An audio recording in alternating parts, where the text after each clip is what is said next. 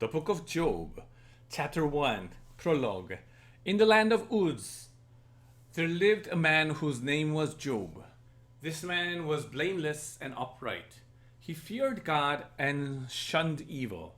He had 7 sons and 3 daughters, and he owned 7,000 sheep, 3,000 camels, 500 yoke of oxen, and 500 donkeys, and had a large number of servants. He was the greatest man among all the people in the East. His son used to hold feasts in their homes on their birthdays, and they would invite their 3 sisters to eat and drink with them. When a period of feasting had run its course, Job would make arrangements for them to be purified. Early in the morning, he would sacrifice a burnt offering for each of them, thinking, perhaps my children have sinned and cursed God in their hearts. This was Job's regular custom.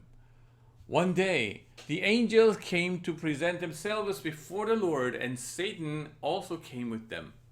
The Lord said to Satan, "Where have you come from?" Satan answered the Lord, "From the roaming throughout the earth, going back and forth on it." Then the Lord said to Satan, "Have you considered my servant Job? There is no one on earth like him. He is blameless and upright, a man who fears God and shuns evil." "Does Job fear God for nothing?" Satan replied.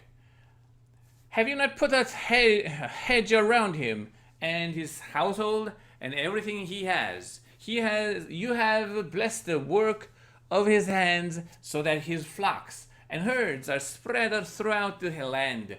But now stretch out your hand and strike everything he has, and he will surely curse you to your face." The Lord said to Satan, "Very well, then everything he has in your power, but on the man himself do not lay a finger." Then Satan went out from the presence of the Lord. One day, when Job's sons and daughters were feasting and drinking wine at the oldest brother's house, a messenger came to Job and said, "The oxen were plowing and the donkeys were grazing nearby, and the Sabians attacked and made off with them. They put the servants to the sword, and I am the only one who has escaped to tell you."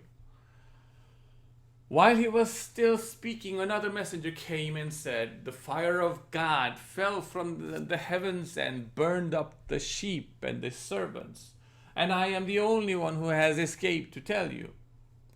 While he was still speaking, another messenger came and said, "The Chaldeans formed 3 raiding parties and swept down on your camels and made off with them. They put the servants to the sword, and I am the only one who has escaped to tell you."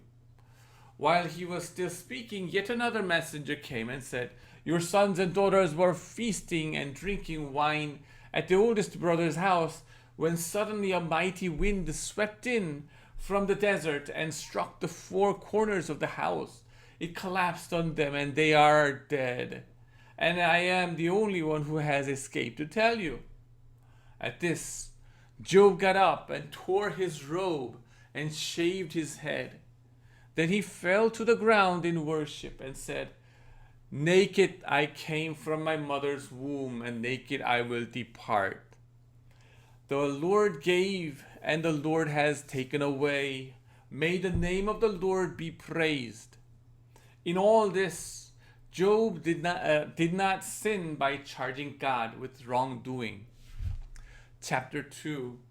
On another day, the angels came to present themselves before the Lord, and Satan also came with them to present himself before him.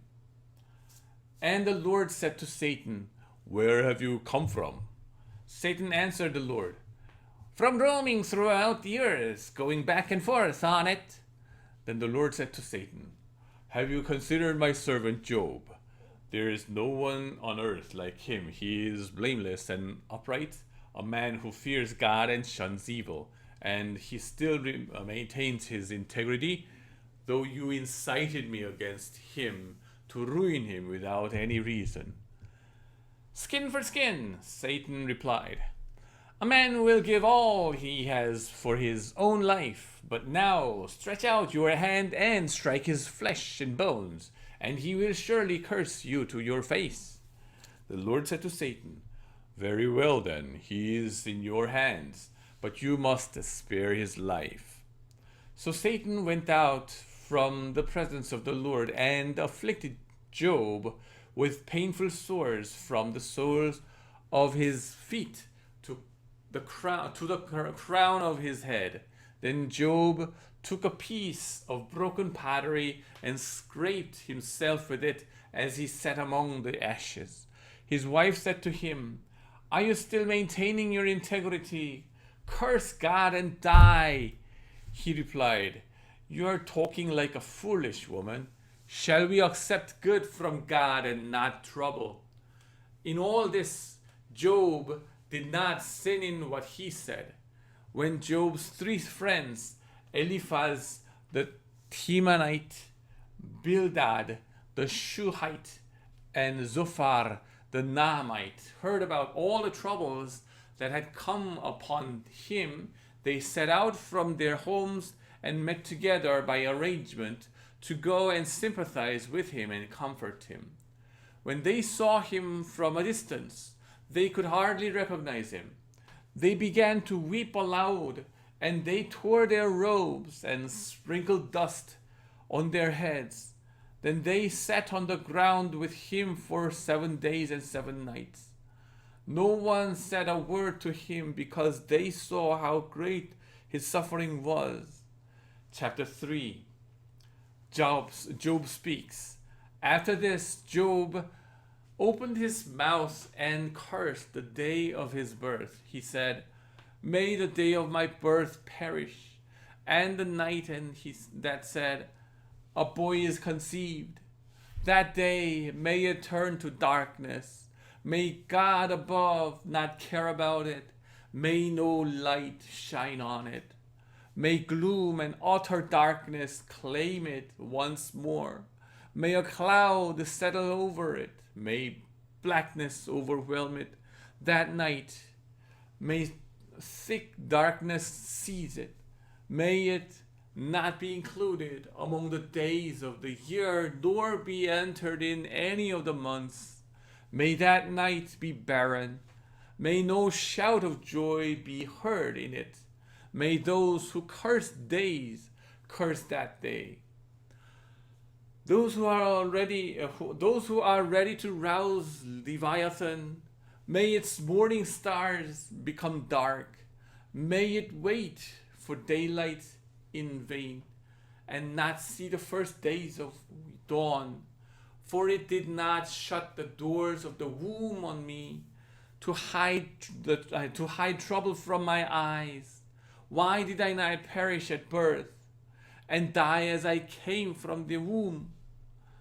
Why were there knees to receive me, and breasts that I might be nursed? For now I would be lying down in peace. I would be asleep and at rest with kings and rulers of the earth, who built for themselves places now lying in ruins, with princes who had gold, who filled their houses with silver. Or why was I not hidden away in the ground like a stillborn child, like an infant who never saw the light of day? There the wicked cease from turmoil, and there the weary are at rest. Captives also enjoy their ease. They no longer hear the slave drivers shout. The small and the great are there, and the slaves are freed from their owners. Why is light given to those in misery, and life to the bitter of soul, to those who long for death that does not come, who search for it more than the hidden treasure, who are filled with gladness and rejoice when they reach the grave? Why is life given to a man whose way is hidden from God has hedged in? For sighing has become my daily food. My groans pour out like water. What I feared has come upon me. What I dreaded has come upon me. What I dreaded has happened to me. I have no peace, no quietness. I have no rest, but only turmoil. Chapter 4, Eliphaz. Then Eliphaz the Temanite replied, if someone ventures a word with you, will you be impatient? But who can keep from speaking? Think how you have instructed many, how you have strengthened feeble hands. Your words have supported those who stumbled. You have strengthened faltering knees. But now trouble comes to you, and you are discouraged. It strikes you, and you are dismayed. Should not your piety be your confidence, and your blameless ways your hope? Consider now who, being innocent, has ever perished. Where were the upright ever destroyed? As I observed, those who plow evil and those who sow trouble reap it. At the birth of God they perish. At the blast of his anger they are no more. The lions may roar and growl, yet the teeth of the great lions are broken. The lion perishes for lack of prey, and the cubs of the lionesses are scattered. A word was secretly brought to me. My ears caught a whisper of it amid disquieting dreams in the night. When deep sleep falls on people, fear and trembling seized me and made all my bones shake. A spirit glided past my face, and the hair of my body stood on end. It stopped, but I could not tell what it was. A form stood before my eyes, and I heard a hushed voice. Can a mortal be more righteous than God? Can even a strong man be more pure than his maker? If God places no trust in his servants, if he charges his angels with error, how much more those who live in houses of clay, whose foundations are in the dust, who are crushed more readily than a moth. Between dawn and dusk, they are broken to pieces unnoticed. They perish forever. Are not the cord of their tent pulled up so that they die without wisdom? Chapter 5. Call if you will, but who will answer you?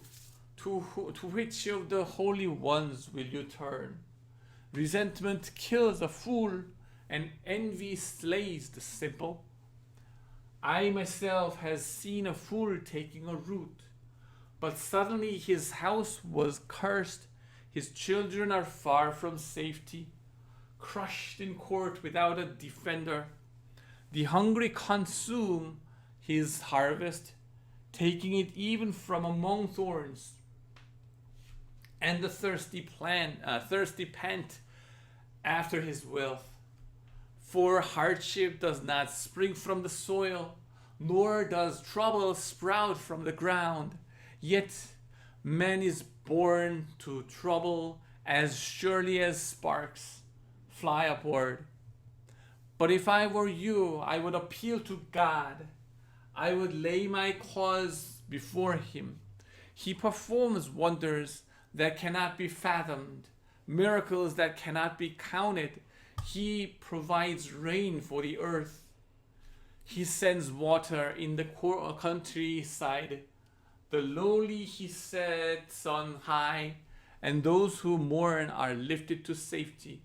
He thwarts the plans of the crafty, so that their hands achieve no success. He catches the wise in their craftiness, and the schemes of the wily are swept away. Darkness comes upon them in the daytime. At noon they grope as in the night. He saves the needy from the sword in their mouth. He saves them from the clutches of the powerful. So the poor have hope, and injustice shuts its mouth. Blessed is the one whom God corrects. So do not despise the discipline of the Almighty, for he wounds, but he also blinds up.